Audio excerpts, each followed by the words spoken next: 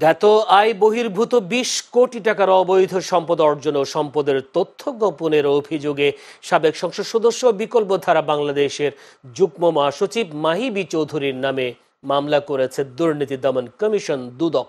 আজ দুদকের সমন্বিত জেলা কার্যালয় ঢাকা ১-এর উপপরিচালক মোহাম্মদ জাহাঙ্গীর আলম বাদী হয়ে মামলাটি দায়ের করেন। দুদকের প্রধান কার্যালয়ে নিয়মিত মিডিয়া ব্রিফিংয়ে কমিশনের মহাপরিচালক মোহাম্মদ আক্তার হোসেন মামলার বিষয়টি নিশ্চিত করেছেন। দুদকের অভিযোগে বলা হয়, মাহি চৌধুরীর দাখিল করার সম্পদ বিবরণীতে ৯,৬৮,৪৬,৫০০ টাকার সম্পদের তথ্য গোপন করেছেন। এছাড়া তিনি ২০,৬৯,২৫৩ টাকার জ্ঞাত আয় বহির্ভূত সম্পদ অর্জন করেছেন।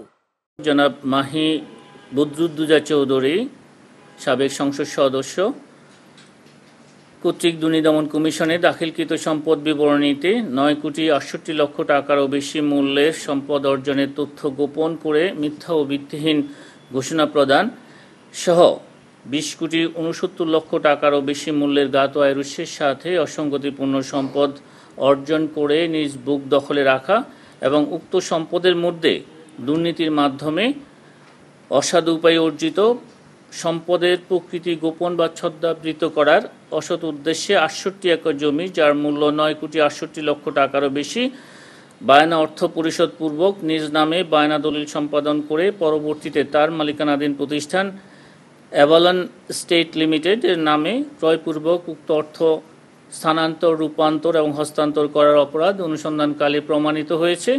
এই কারণে তাঁর বিরুদ্ধে দুর্নীতি দমন কমিশন আইন ২০০৪ এবং মানি লন্ডারিং প্রতিরোধ আইন ২০১২ এর সংশ্লিষ্ট ধারায় একটি মামলা রুজুর সিদ্ধান্ত গৃহীত হয়েছে।